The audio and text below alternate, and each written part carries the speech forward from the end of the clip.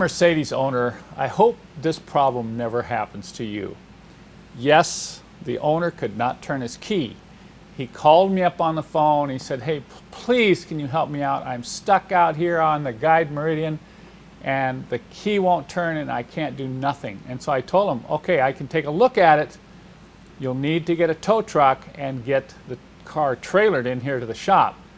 If you can't turn the key, it gets very difficult to even move the car on these newer models like this 1992 300E. You can't even get it out of park to get the car pushed anywhere if you can't turn the key.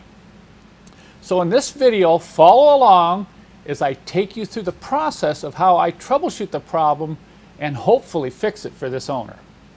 If this should ever happen to you, there's a couple things you should do before you panic. Number one, make sure the steering wheel is not turned all the way against the steering lock.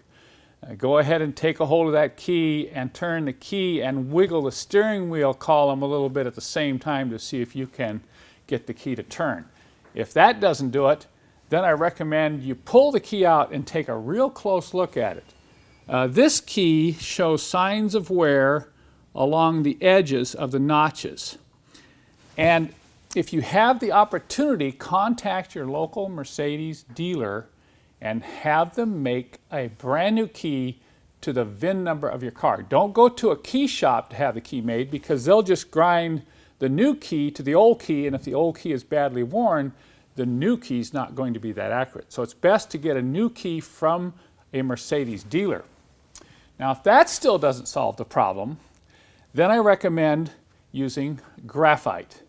Don't use oil, but use graphite, get it smeared onto the key, insert it in a lock, and keep wiggling it back and forth. And as you wiggle it, pull it in and out a little bit to see if you can get it to turn on. Now, once it turns on, it's very important that you do not turn it off again.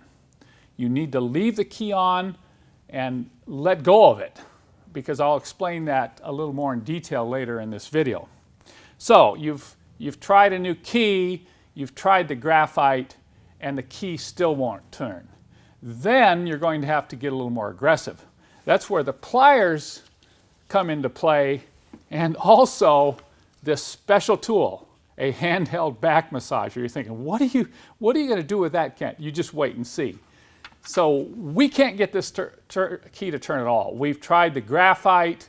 So I'm going to get back in the car, and together let's see if we can first get it to turn with a little extra force from a pair of pliers. At this point, if you break the key, it's not going to matter all that much. If you can't get the key to turn, you're in trouble anyway. But on the other hand, if I still can't get it to turn with pliers, we'll provide a little vibration to the head of the key at the same time I'm turning with the pliers. That vibration goes into the tumbler assembly and causes enough movement that you might be able to get those tumblers to move to get the key to turn on. I'm going to use a little finesse with these pliers. I'm not just going to reef on it. Rather, I'm going to start a steady pressure, and at the same time I'm going to kind of wiggle the key and even move it in and out a little bit. And I'll keep increasing the pressure as I do this.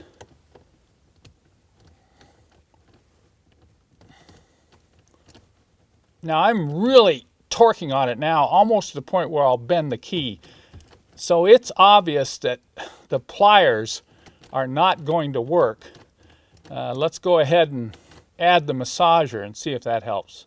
Okay, now it's crunch time. I'm going to add this massager right to the top of the key while getting hold of the pliers on the bottom and see if I can get this key to move.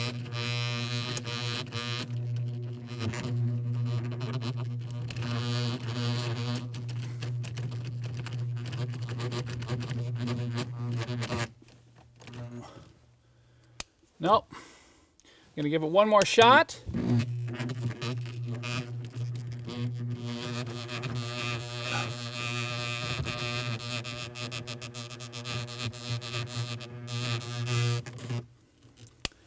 That key does not want to turn. Now we have a real challenge. I mentioned previously that if you can't turn the key, you have a problem. You're probably asking yourself, well, what is that problem? Let me explain why. Mercedes designed a number of safeguards into their ignition switch lock assembly. I'm holding here a used unit from a 1990 300E, and it's made up of a tumbler assembly, an ignition lock assembly which locks into the steering column, and finally on the back end there's an ignition switch. If you can't turn the key, you can't replace any of those three items. Some models you can get the switch plug off, but on some, if you can't get the key turned into the on position, you can't get the tumbler out to replace it, you can't get the ignition lock out of the steering column, and you can't even remove this wiring plug to change the electrical switch on the back of this assembly. So now you know what I mean by you have a problem.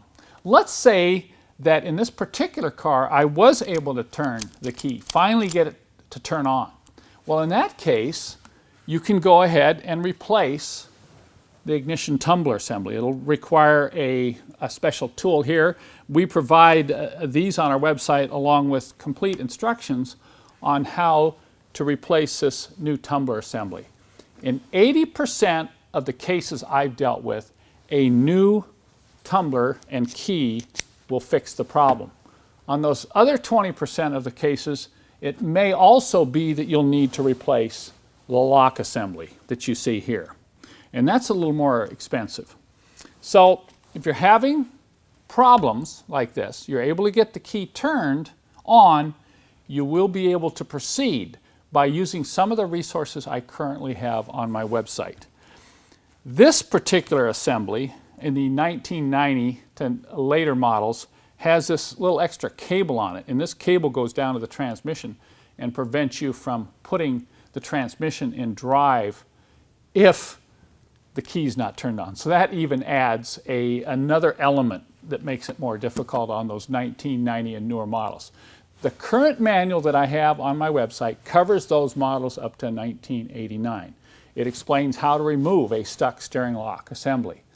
So for now, I'm going to go ahead and do a video manual on this newer assembly showing how you get the lock out of the column and install a new one. That will be available on my website at Mercedessource.com.